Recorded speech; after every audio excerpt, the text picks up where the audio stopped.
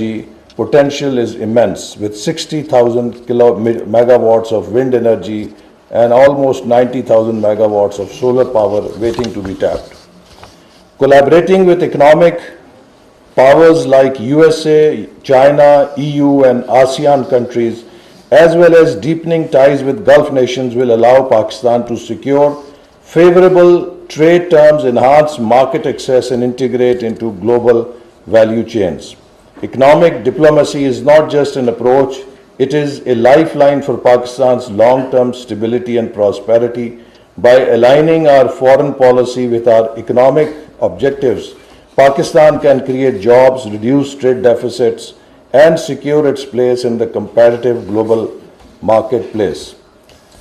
We must realize that, where we are standing, the only survival for us is whether we can reach $100 billion export in next 8 years or not. And if we continued on this path of incremental increases, we will be overwhelmed by the burden of debt that we carry on our shoulders and the liabilities that we have in foreign currencies. The only way out would be that we go out to borrow more or to ask for dole-outs which are not there anymore. So now the whole diplomacy has to be economic and has to be centered.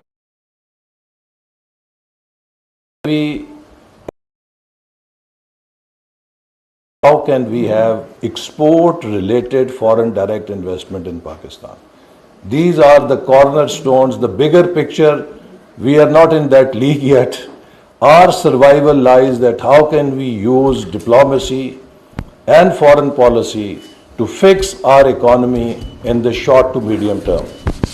Ladies and gentlemen, the road ahead demands bold vision and decisive action to ensure Pakistan's rightful place in the evolving global order. We must focus on the following priorities. 1. A strong economy is the foundation of national strength. Structural reforms, investment in human capital and enhanced regional trade are crucial.